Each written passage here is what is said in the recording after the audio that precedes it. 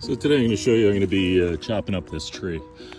It's fell down pretty big, boy, using the Dewalt new 60 volt, but also using the 15 amp battery.